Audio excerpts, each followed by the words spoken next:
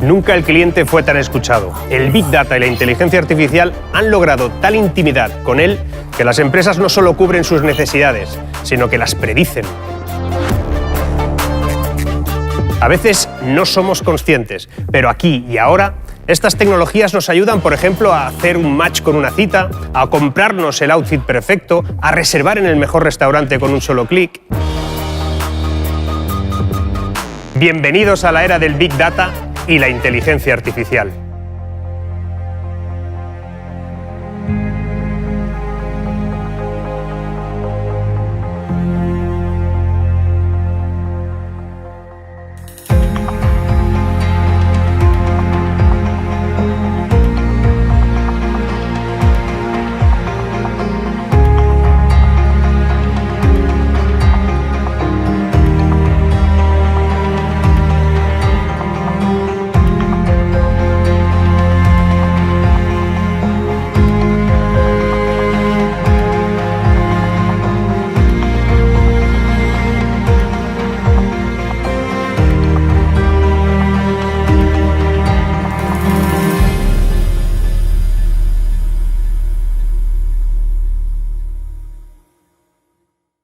¿Me puedes definir qué es para ti la inteligencia artificial y el Big Data?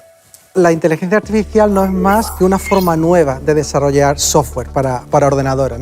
Normalmente la forma que teníamos los programadores de desarrollar una aplicación, un ordenador, era dando las instrucciones una a una. Es decir, le llamamos el if, then, else, ¿no? Tenías que decir exactamente qué tenía que hacer, ¿no? Y con la inteligencia artificial y técnicas como Machine Learning, lo que haces es no tener que darle las instrucciones, sino un montón de datos, Big Data, y en base a esos datos la máquina es capaz de aprender cuáles son las reglas por ella misma, ¿no? Y puede, digamos, hacer algoritmos que manualmente serían muy complicados. Yo siempre he diferenciado entre lo que es Big Data e inteligencia artificial, ¿no? Big Data es un input, es al final, antes podíamos manejar los datos, si hacemos un símil, en un bote pequeñito, todos los datos que teníamos, ¿no? Y ahora los podríamos tener en este almacén grande o en una casa enorme poniendo el símil, ¿no? Eso lo ha permitido la tecnología, pero eso al final es meter datos en algún sitio y acumularlos, y la tecnología ha permitido que estén ahí. La inteligencia artificial lo que nos permite es buscar los patrones en esos datos, hacer predicciones incluso en tiempo real y poder sacar un output.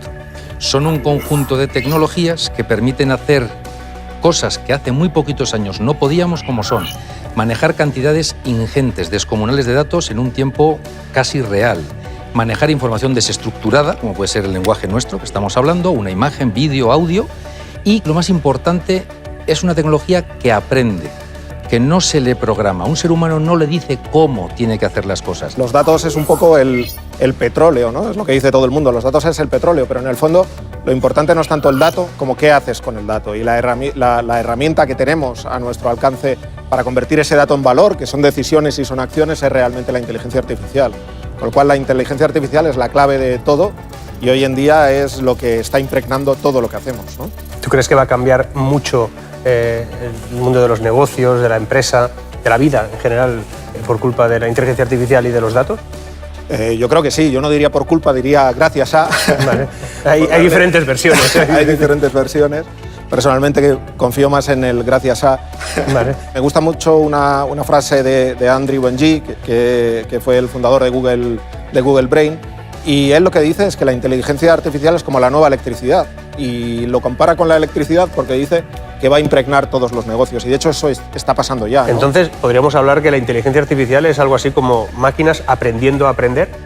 Sí, en cierta manera sí. Si durante muchos años los desarrolladores de software lo que han hecho es enseñar a las máquinas a hacer tareas, ahora lo que estamos haciendo es enseñarlas a aprender.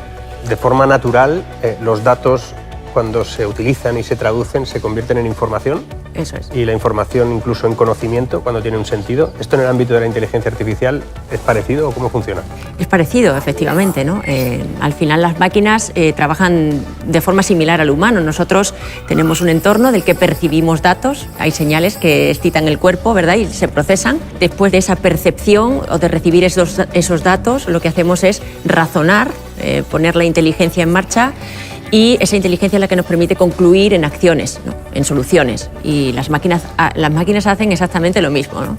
El dato se lo da el humano o lo perciben a través de sensores en el entorno, razonan en base a algoritmos que se han definido previamente, y esa conclusión se traduce o bien en una acción concreta sobre el entorno o, ¿por qué no?, en compra tantas acciones en tal empresa, ¿no? Compra tal zapatilla. Exactamente. La gran revolución de esos algoritmos, si entramos más en detalle de esos algoritmos, de unos años para acá, son algoritmos donde se llaman de redes neuronales.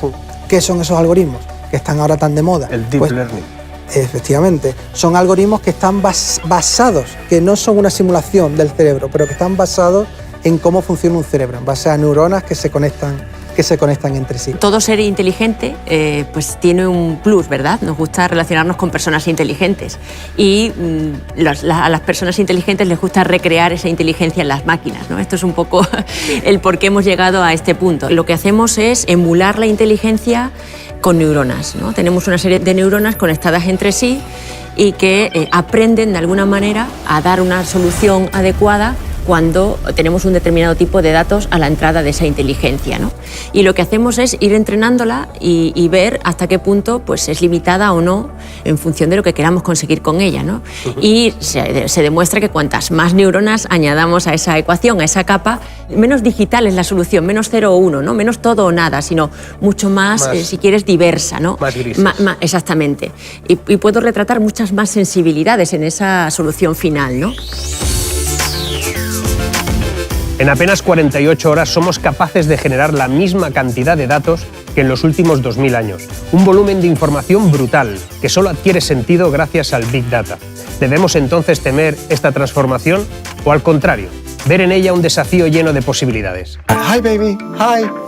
What do you see, baby? Sheep. Sheep. Very good, baby.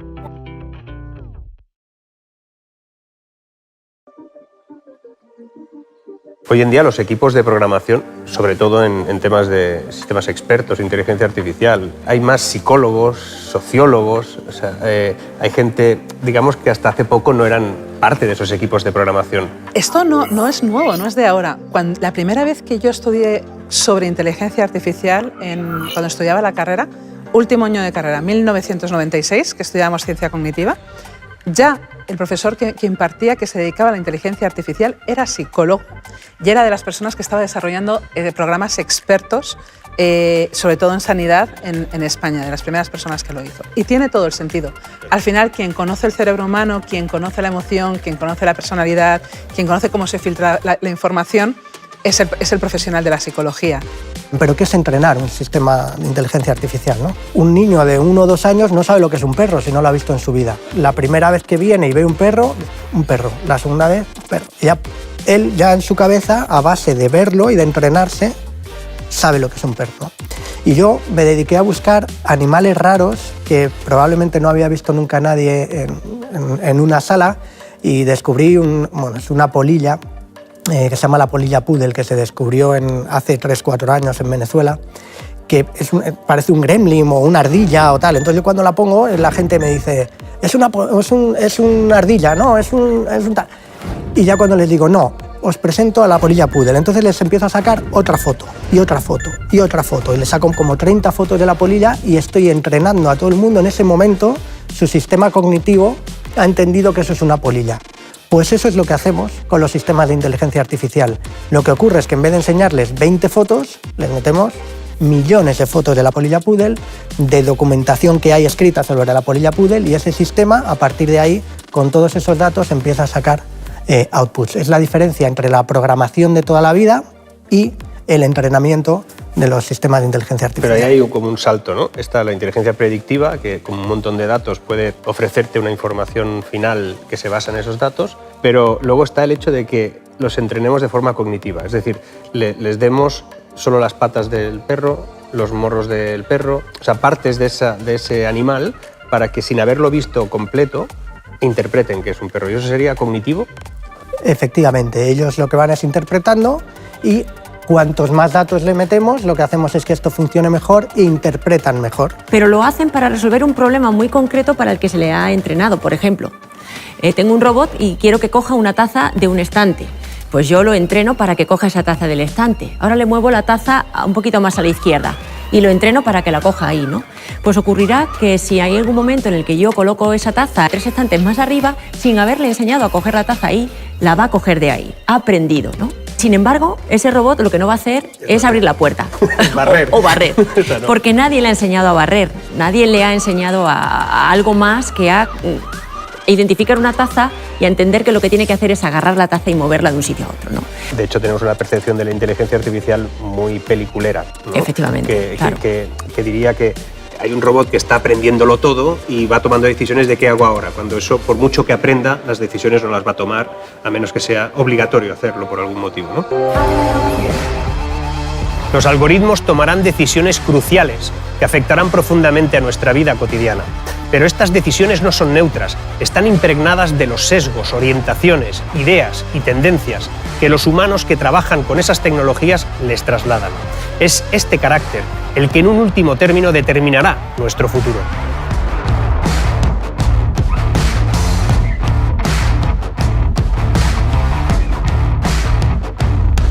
¿Y por qué son tan importantes los datos, según tu criterio?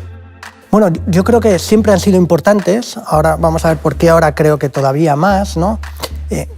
No podemos imaginar a un piloto de avión que va a pilotar y tiene un cuadro de mando donde ve los datos del combustible que tiene, de cómo está toda la maquinaria para poder trabajar, ¿no? O en una empresa de ventas, cualquiera de las que podemos conocer, saber cuáles han sido sus ventas del día anterior, del mes anterior, el número de recursos que tiene, etcétera, etcétera. Si esto lo aplicamos al resto de ámbitos de la sociedad, y yo se lo digo siempre desde IBM a mis clientes, tenemos que cambiar nuestro mundo, hay que cambiar el mundo gracias a esos datos, y por eso yo creo que estamos en un momento absolutamente crucial ahora mismo. Y Big Data va a transformar, como transformó la imprenta, como transformó el automóvil, como obviamente va a transformar. Pero por favor, sentido. Cuando aparece la novedad, todo el mundo quiere saber, quiere predecir. Pero la novedad precisamente es nueva y pide formas de pensar distintas, ¿no? Nos vemos obligados nosotros como usuarios de toda esa tecnología de la información que cambia hasta cierto punto lo que son nuestras vidas, a cambiar la pauta con la que nos relacionamos en nuestra sociedad. Y eso nos lleva al mundo que estamos viviendo hoy, donde todas las cosas suceden, pues como dicen los americanos, en un blink, en un abrir y cerrar de ojos. Los seres humanos ofrecemos un montón de datos que las inteligencias artificiales recogen y la convierten en información. Pero claro, nosotros tenemos un problema, y es que mucha de esa información que vamos a aportar tiene un sesgo. Esto, la inteligencia artificial, ¿cómo lo gestiona?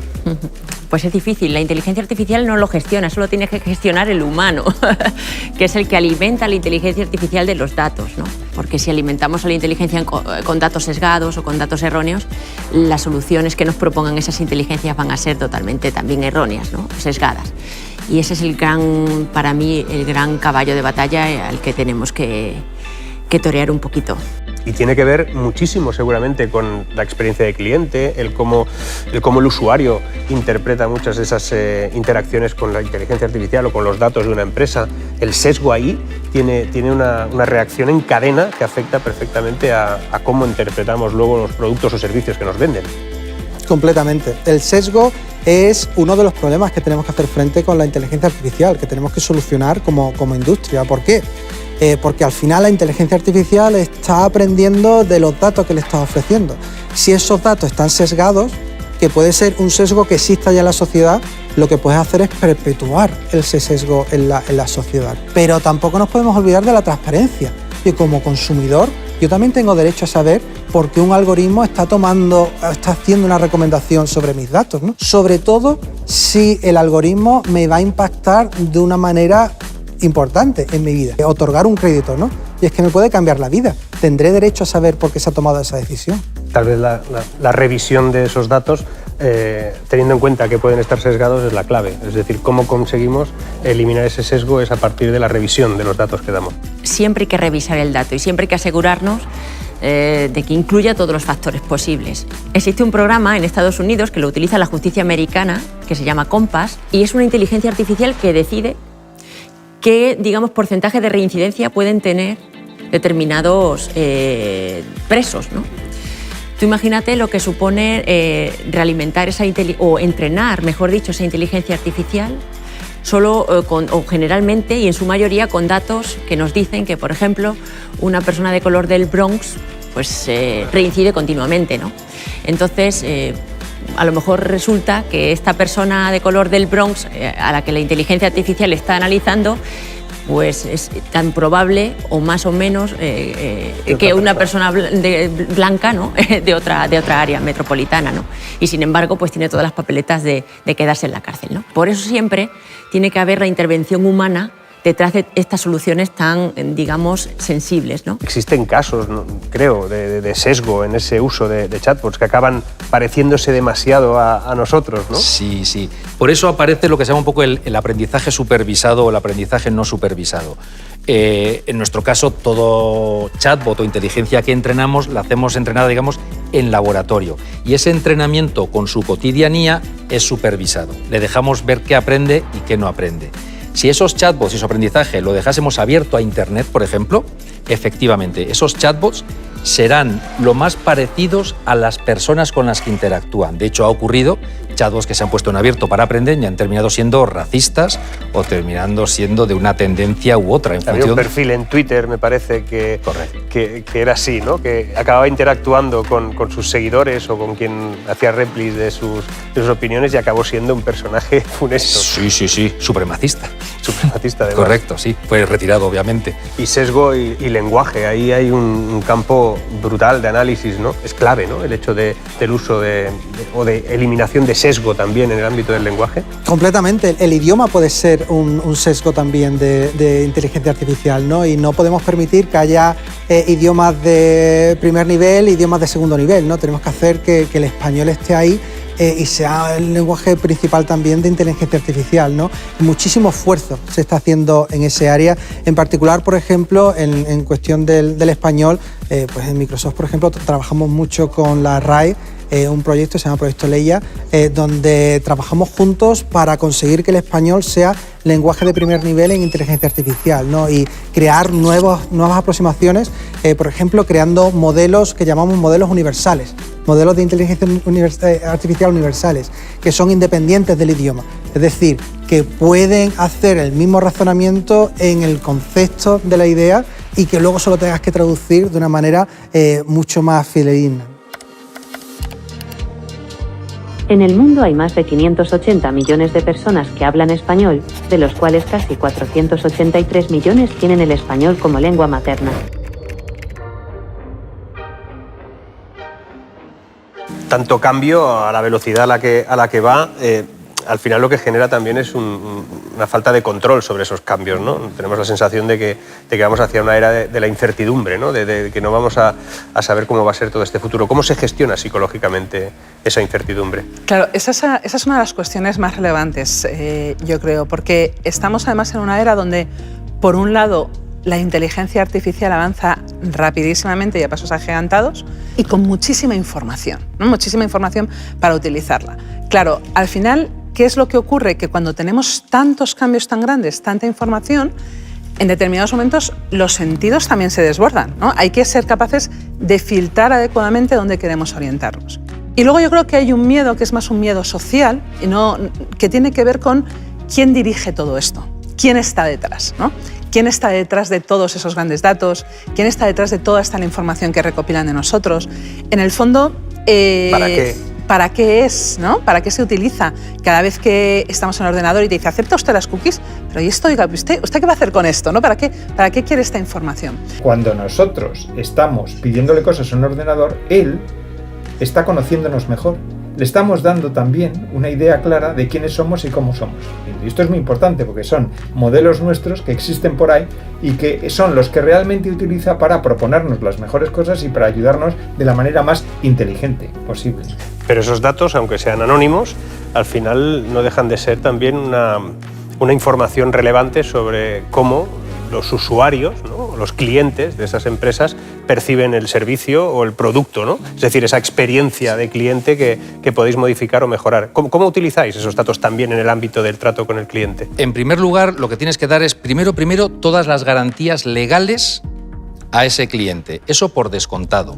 Una vez hecho eso, el cliente aún así sigue siendo soberano de decidir qué información quiere que manejes y cuál no. Dicho de otra manera, si somos capaces de ofrecer servicios de valor, el cliente realmente, si tiene las garantías legales, accederá a que manejemos toda su información.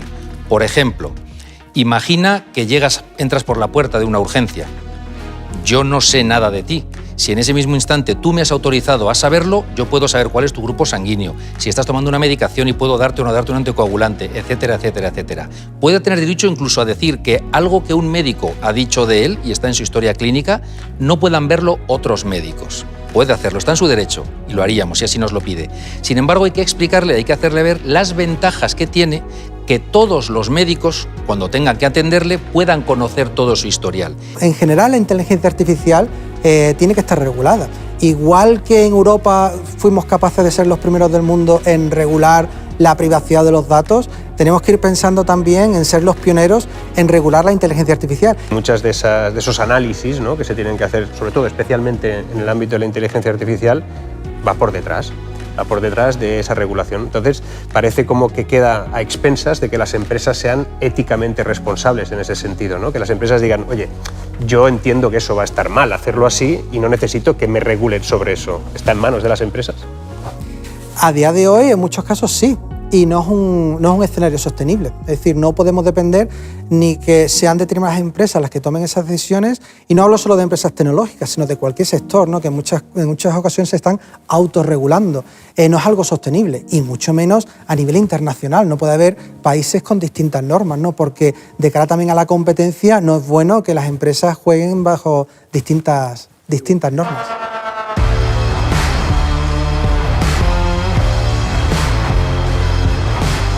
Humanos y máquinas trabajarán formando el mejor equipo de la historia. Los clientes disfrutarán de una experiencia personalizada como nunca antes había existido. Ahí es donde el entorno corporativo tiene un mundo por explorar y serán necesarias nuevas reglas que modulen nuevas realidades.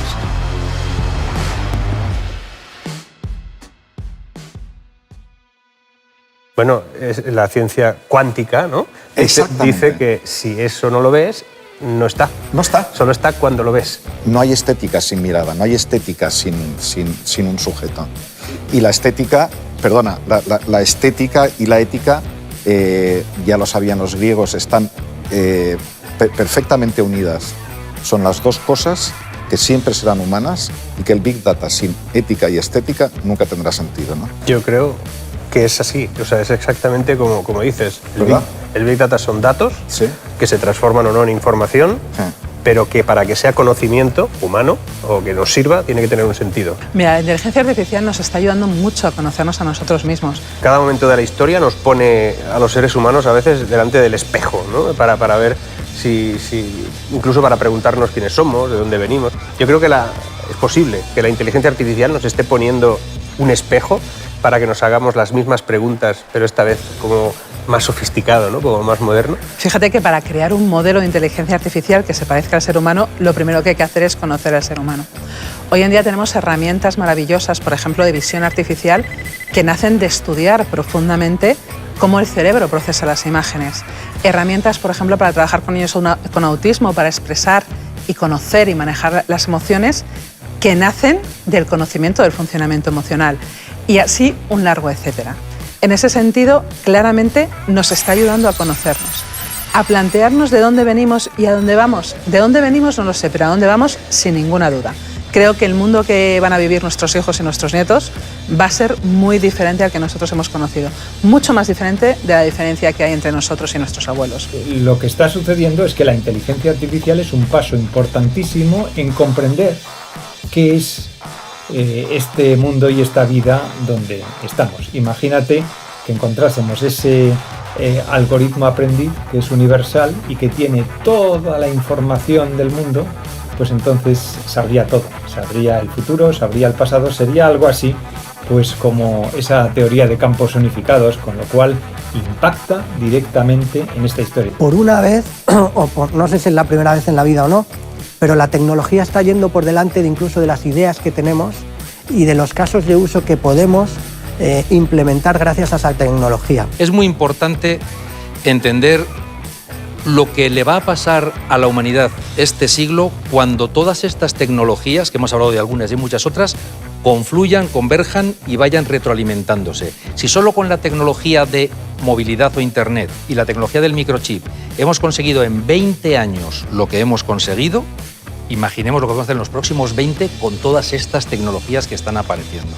Yo es que tengo la teoría de que el siglo XXI tardó 20 años en llegar y que nos avisó pues hace un tiempo con un manotazo diciéndonos, oye, que estamos en el siglo XXI, despertad ya, y esto es innovación, esto es incertidumbre, esto es estar en alerta, eso es un beta constante, ¿no? Y yo tengo la sensación de todo eso. Cada vez que hay una transformación tecnológica como la que estamos viviendo, es una oportunidad para que cambie el panorama geopolítico en el mundo, ¿no? Y lo hemos vivido antes. Si es que, de hecho, en España todavía lo estamos sufriendo un poquito, ¿no? Si llegas tarde una revolución, por ejemplo, en el caso nuestro, una revolución industrial, y hay países, se nota perfectamente, los países que apostaron desde muy temprano en adoptar esa revolución, como puede ser Reino Unido, luego tiene una ventaja que cuesta muchísimo equiparar, ¿no? Que estás pagando eso muchísimo tiempo. Bueno, pues ya lo sabemos, es que va a ocurrir. La inteligencia artificial se va a convertir en un factor clave para la competencia, con lo cual, fundamental que lleguemos, si no los primeros, en el pelotón de cabeza. Por tanto, creo que estamos en un momento de la inteligencia artificial muy decisivo, y vamos a establecernos en torno a la inteligencia artificial y hay que tener mucho cuidado con cómo lo hacemos, ¿no? Pero definitivamente el conocimiento es hoy por hoy el motor y solo las sociedades que lo controlen y lo dominen van a tener algo que decir. Las demás vamos a ir a la cola de las que lo tengan. Esto va muy rápido. Se hablaba del Business Intelligence hace años, luego el Big Data. Para mí el Big Data ya está quedando un poco ahí atrás, ¿no? Inteligencia artificial con estos sistemas que aprenden. Y estamos ya en el siguiente paso. En IBM estamos con la computación cuántica, que va a ayudar a mejorar, a optimizar y a flexibilizar todo lo que es la inteligencia artificial, dando a los algoritmos mayor ética, de una forma más rápida y más consistente. Con lo cual, no quiero decir que la inteligencia artificial esté muerta, por supuesto, porque estamos empezando, pero ya seguimos con la computación cuántica, esto va muy rápido, creo que tenemos que subirnos a ese carro que cada vez es más rápido y cambiemos el mundo.